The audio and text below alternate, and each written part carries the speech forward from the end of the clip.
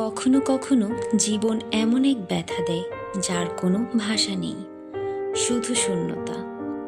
এমনই এক সত্য ঘটনা ঘটে যায় দশরথ মাঝির জীবনে।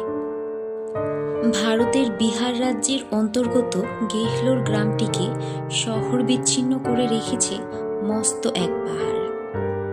পাহাড়ের এপাশ কাটিয়ে পার্শ্ববর্তী শহরে যেতে প্রায় ৫৫ কিলোমিটার পথ যেতে হয়। এই পথকে নিয়তি হিসেবে মেনে নিয়েছে সবাই। সেই গ্রামেই বাস করত এক দম্পতি, দশরথ আর ফাল্গুনী।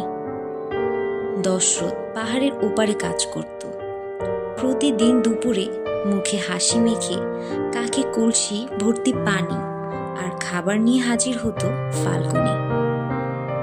সেদিনও ফাল্গুনীর জন্য অপেক্ষার প্রহর গুনছিলেন দশরথ, কিন্তু ফাল্গুনী সেদিন আর আশা হলো না।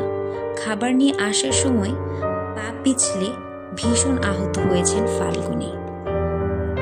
যত দ্রুত সম্ভব হাসপাতালে নিতে হবে, কিন্তু হাসপাতাল যে ৭০ কিলোমিটার দূরে। সেদিন তার স্ত্রী পাহাড় পেরিয়ে হাসপাতালে যেতে পারেনি, আর সময়ের অভাবে হারিয়ে গেল এক ভালোবাসা। তখন কেউ পাশে দাঁড়ায়নি, সবাই বলেছে এটাই কপাল, কিন্তু সে চুপ ছিল, প্রতিজ্ঞাবদ্ধ ছিল। প্রতিদিন ২২ বছর, একটা হাতুড়ি, এক ছেনি আর একটা অদম্য মন।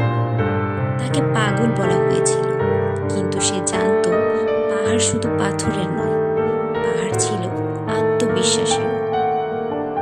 আজ সেই পথ দিয়ে স্কুল বাস যায়, অ্যাম্বুলেন্স যায়, কিন্তু কেউ জানে না এই পথ তৈরি হয়েছে ভালোবাসা দিয়ে। যখন সবাই বলে তুমি পারবে না, ঠিক তখনই হয়তো তুমি ইতিহাস করার পথে হাঁটছ। দশরথ মাঝি একজন, যিনি পাহাড়কে হার মানিয়েছেন ভালোবাসার কাছে।